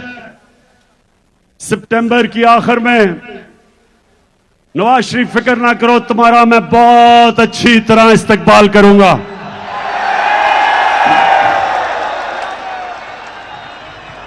साजिश, एक मिनट, साजिश दूसरी कि इमरान खान के ऊपर केसेस करो, किरदार कुशी करो। ये जो टीवी स्टेशन लिफाफों वाले, पैसे लेके जमीर बेचने वाले, उनके जरिए इमरान खान की किरदार कुशी करो, उसको बुरा भला करो, उसको डिस्क्वालीफाई करो, और फिर वो टीवी चैनल जो इमरान खान का मौकफ पेश करती हैं उनको बंद करो, ARY को बंद करो। ARY को किस लिए बंद किया भाई? ARY का क्या कसूर था? उसको क्या पता था कि शहबाज गिल क्या कह देगा प्रोग्राम में? ARY का क्या कसूर था? उसका कसूर यह था कि वो इमरान खान का मौकफ पेश करता है, जबकि ये दूसरे किराए के टट्टू, जमीर फरोश, ये वो चैनल्स जो किरदार कुशी करते हैं और फिर सोशल मीडिया के लोगों के ऊपर क्रैकडाउन, सोशल मीडिया के बच्चों को टेलीफोन करके धमकियां, उनको डराना, उनको पकड़ लेना, खौफ फैलाना कि किसी तरह सोशल मीडिया भी इस मुल्क में इमरान सामने ना लेके आए, उसको भी बंद कर दो। और उससे भी खौफनाक चीज, ये एक और साजिश चल रही है कि हमारी अदलिया को तकसीम करने की, ताकि अदलिया से अपने फैसले करवाए जाए। मीडिया का मुंह बंद करो, अदालतों को तकसीम करो, मुल्क में खौफ फैलाओ, इमरान खान की आवाज बंद करो, और फिर इन चोरों को, डाकुओं को हमारे ऊपर मुसल्लत करो जो बैरूनी एजेंडा है। और इससे एक और बहुत खौफनाक गेम चल रही है कि इमरान खान और फौज के बीच में, तहरीक इंसाफ और फौज के बीच में आपस में लड़ाई करवाई जाए, आमना सामना करवाया जाए। मेरे पाकिस्तानियों, मैं 18 साल का था जब मैं बांग्लादेश, तब ईस्ट पाकिस्तान था, मार्च 1970 मैं ईस्ट पाकिस्तान मैच खेलने गया अंडर 19 का। हमें यहां मीडिया पे ब्लैकआउट था, डिक्टेटर का जमाना था, मीडिया के ऊपर पाबंदियां थी, हमें पता ही नहीं था कि ईस्ट पाकिस्तान में क्या हो रहा है। जब मैं वहां मैच खेलने गया तो मेरा चाचे का बेटा ब्रिगेडियर शफीक उसके पास मैं ठहरा। वो पहली दफा उसने मुझे बताया कि हो क्या रहा है, कि अवाम, यानी कि वो जमात जो बांग्लादेश की, बल्कि पाकिस्तान की सबसे बड़ी जमात थी, उसके खिलाफ मिलिट्री एक्शन हो रहा था, शुरू हो रहा था। और सारे पाकिस्तानी सुन लो, इतना बड़ा जुल्म हुआ जो हमारा मुल्क टूटा, बड़ा सानिया हुआ पाकिस्तान से कि जब आप फौज को और सबसे बड़ी मुल्क की जमात का आमना सामना करवाते हैं तो नुकसान तो मुल्क का है। आज फिर वो साजिश हो रही है, हर किस्म का प्रोपेगेंडा किया जा रहा है कि जनाब इमरान खान तो शोहदा के खिलाफ, उनके खिलाफ बात कर रहा है। शर्म करो, इमरान खान वो पाकिस्तानी है जो गुलामी की, अगर गुलामी हो वो मौत उसके लिए बेहतर है। अगर मुझे ये हो कि गुलामी या मौत, मुझे मौत पसंद है। ये कैसे हो सकता है कि एक मुल्क की मैं फौज को कमजोर होने दूंगा? ये कैसे हो सकता है कि मैं चाहूंगा कि मेरे मुल्क की फौज कमजोर हो? क्योंकि अगर पाकिस्तान की फौज कमजोर होती है, यहां इतनी बैरूनी साजिशें हैं, मैं बार बार कह बैठा हूं कि मुल्क के 3 टुकड़े करना चाहते हैं वो। इसलिए इमरान खान कभी नहीं चाहेगा कि उसकी फौज कमजोर हो। वो चाहेगा कि उसकी फौज एक मजबूत इदारा हो। अब मैं आपको बताऊं, अब मैं ये चाहता हूं कि जो लोग आज इख्तिदार में बैठे हैं, जरा मैं आप सबके सामने दिखाना चाहता हूं कि इन्होंने पाकिस्तान की फौज के मुतल्लिक क्या कहा है। देखें जरा। जय कमर जावेद बाजवा साहब, आपने हमारी अच्छी भली चलती हुकूमत को रुखसत करवाया। जजों से जोर जबरदस्ती के फैसले आपने लिखवाए। जनरल बाजवा साहब, आपको 2018 इलेक्शन में अवाम के मैंडेट की चोरी का हिसाब देना है। हाँ, नवाज शरीफ ने ये जरूर किया कि उसने किरदारों और इदारों के दरमियान एक वाज़ेह लकीर खींच दी है। 1 या 2 अफराद इदारा नहीं हुआ करते। 1 या 2 अफराद इदारों की बदनामी का बायस बना करते हैं।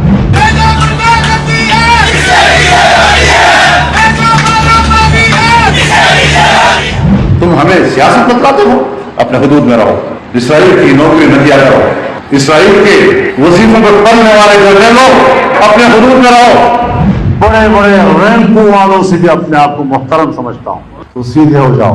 और अगर बिगड़ोगे तो फिर अगर हम बिगड़ गए तो अफगानिस्तान में अमेरिका का क्या हश्र हुआ, खुदा की कसम यहां तुम्हारा वही हश्र होगा। और अभिनंदन की क्या बात करते हैं। मुझे याद है चीफ ऑफ आर्मी स्टाफ तशरीफ लाए, पैर कांप रहे थे, पसीने माथे पे थे। दफा के लिए ये पूरी इंप्यूनिटी के साथ अपना सीना चौड़ा करके डिफेंस बजट को क्लेम कर रहे हैं और मांग रहे हैं कौम से। कौम की हड्डियों से गोश्त तक जो है इन्होंने निचोड़ लिया है और उतार लिया है। ये सुन लिया, ये आज हमें गद्दार कह रहे हैं। ये चूहे हमें गद्दार कह रहे हैं।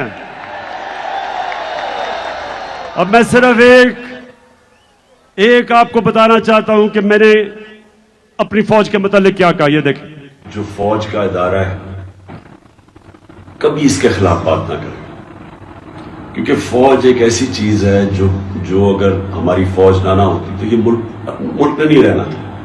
इमरान खान से ज्यादा इस मुल्क को जरूरत पाकिस्तानी फौज की है और हमें हमेशा इस इदारे को इसकी मजबूती के लिए हमें बात करनी चाहिए।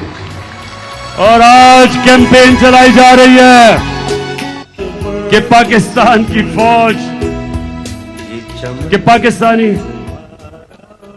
हम तहरीक इंसाफ फौज के खिलाफ है। जो लोग इस मुल्क में हकीकी आजादी चाहते हैं वो हमेशा चाहेंगे कि हमारी फौज मजबूत हो।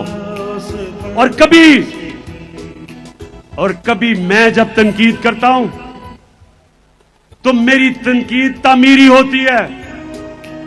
जिस तरह एक बाप अपने बच्चों के तनकीद करता है उनकी इस्लाह करने के लिए, मेरी इस तरह की तनकीद नहीं होती इन चोरों की तरह जिनके एजेंडा कुछ पैसे बाहर पड़े, बाहर के लोगों की गुलामी करने वाले, पैसे की बुत की पूजा करने वाले, जिनके बच्चे बाहर, पैसे बाहर, ईदें बाहर, शॉपिंग बाहर, इलाज बाहर, और वो मुझे कह रहे हैं कि जनाब इमरान खान गद्दार है। मैं आज अपने सारी कौम के सामने कहना चाहता हूं कि ये जो साजिश की जा रही है कि मुल्क की सबसे बड़ी जमात को फौज के सामने खड़ा करने की, ये मुल्क के खिलाफ साजिश है।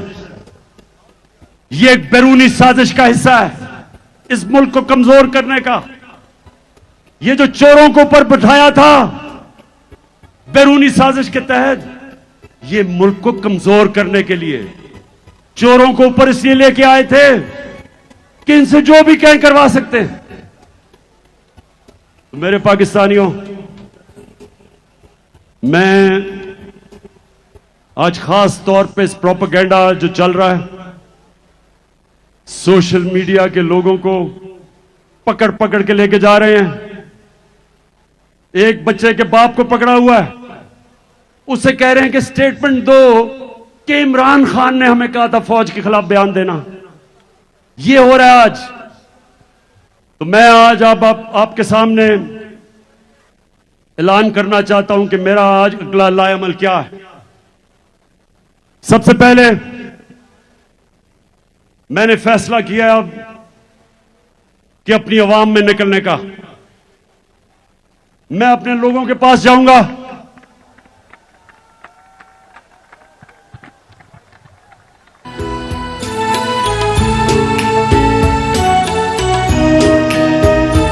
मैं पूरा टूर प्लान बनाया हुआ है। अगले हफ्ते पिंडी जलसा करने जा रहा हूं, उससे अगले बल्कि उसके चंद दिनों के बाद कराची इंतजार करो मेरी, मैं आ रहा हूं। मैंने बड़ी देर से मुझे मौका नहीं मिल रहा कि ये जरदारी का भी सही माने में मुकाबला करने का। मैं आ रहा हूं इसके पास भी। ये पाकिस्तान का बड़ा लुटेरा जिसने जो जुल्म किया है सिंध की आवाम से, जो गुलाम बनाया हुआ है इसने सिंध के लोगों से, उन बेचारों के ऊपर FIRs, गुंडों से मार पड़वाना, जेलों में डालना, उनका पैसा खा जाना, जहालत में रखना, और सिर्फ इसलिए कि सिंध का पैसा लूट के ये बाहर ले जाए।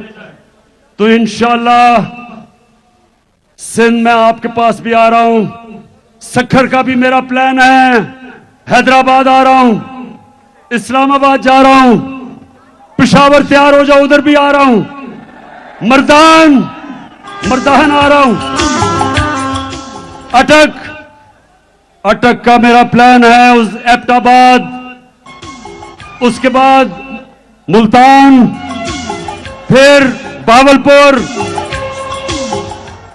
फिर सरगोदा, झेलम, गुजरात, फैसलाबाद और गुजरांवाला, और आखिर में कोयटा। आपको भी नहीं मैं भूला, उधर भी आ रहा हूं मैं।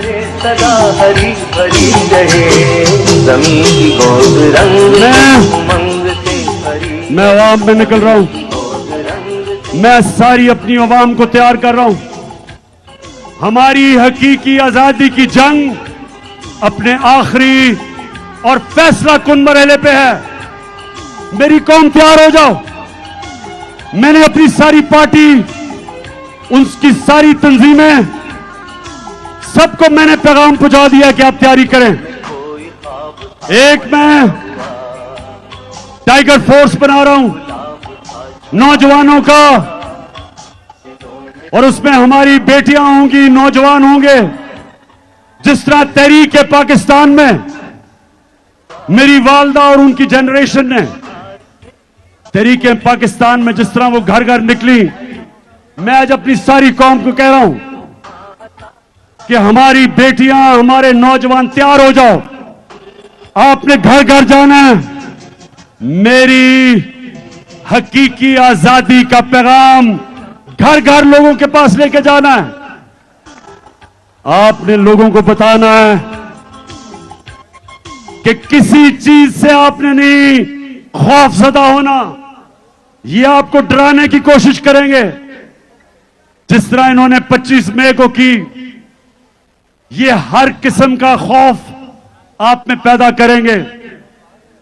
जब तक आपका कप्तान खौफजदा नहीं, तो आपको किसी से डर है?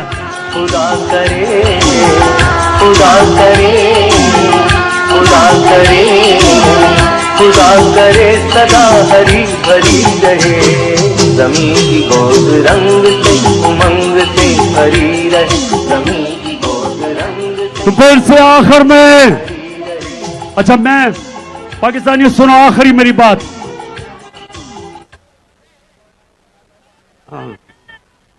हाँ, आखिरी बात मेरी सुन लो तराने से पहले।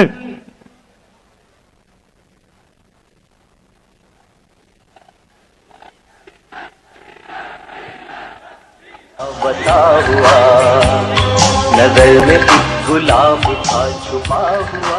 आपको मुझे ये बताएं डीजल बार बार आपको क्यों याद आ जाता है? वैसे इन तीनों की जब इन तीनों की शक्लें नजर आई साथ साथ, थ्री स्टूजेस की, जरदारी, चेरी ब्लॉसम और डीजल,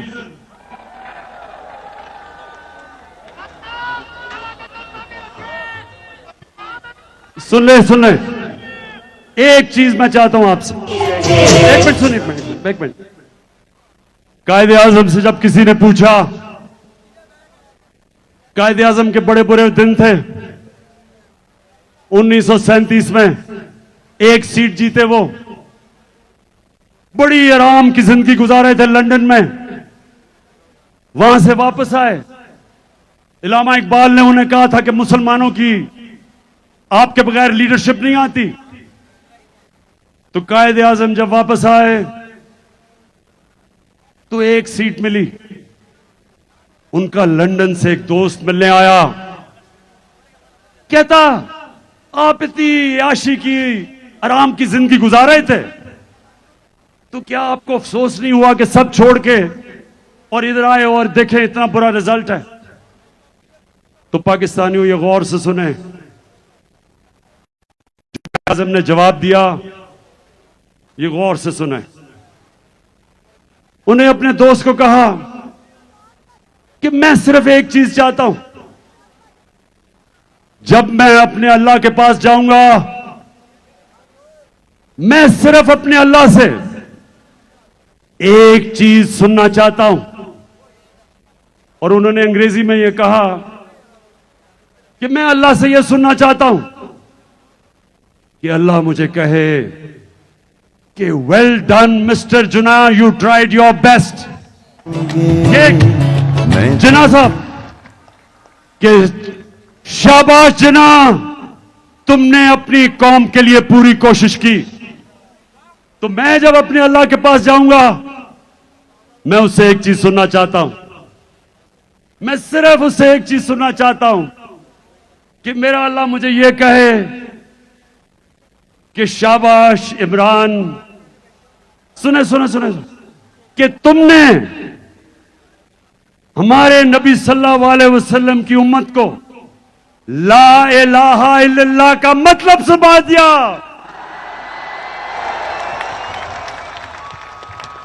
अच्छा, अब मिलके आज हम सारे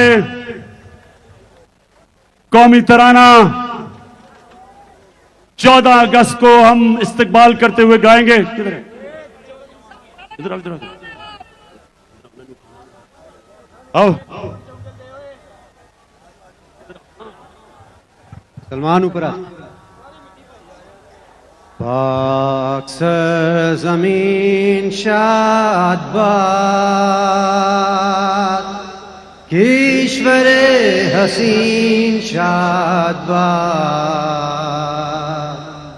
तू निशाने अज़्मे आलीशान अर्ज़े पाकिस्तान, मरकज़े यकीन शाद बाद।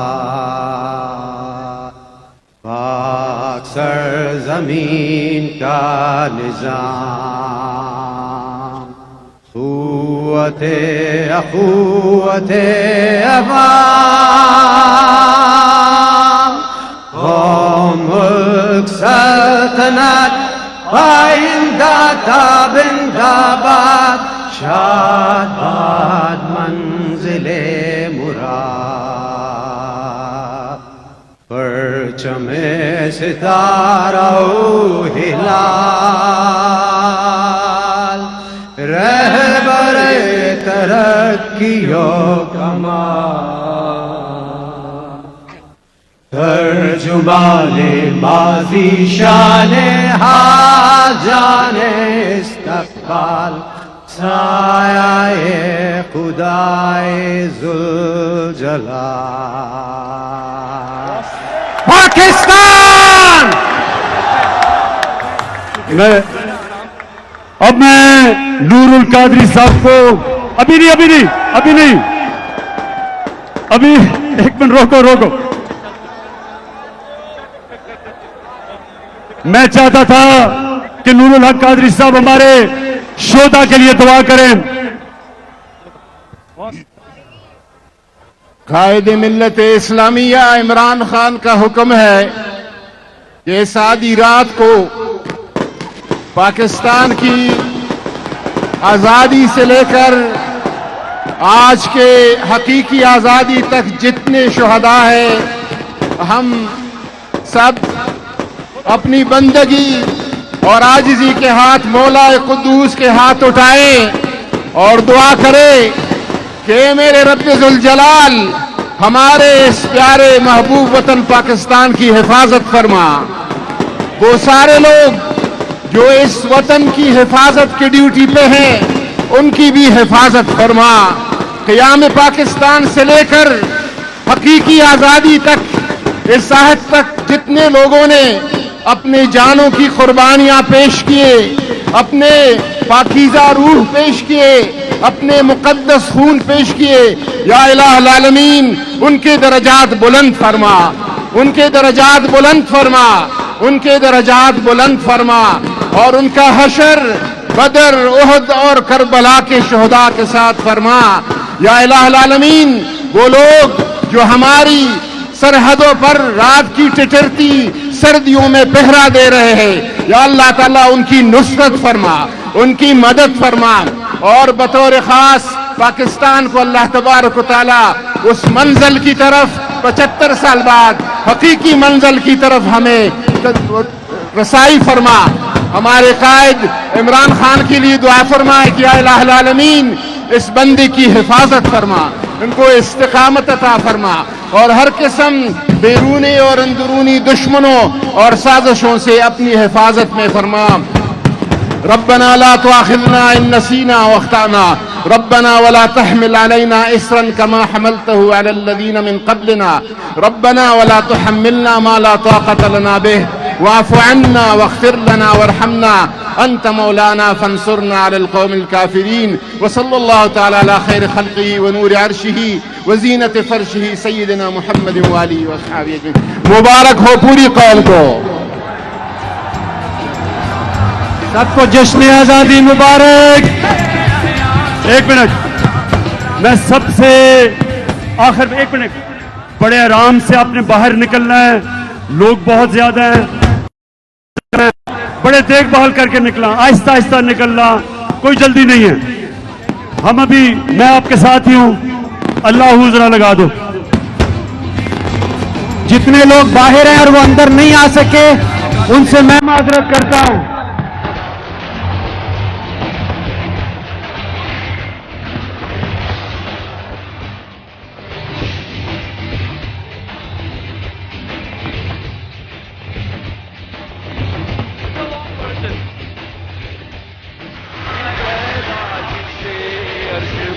मुस्तफा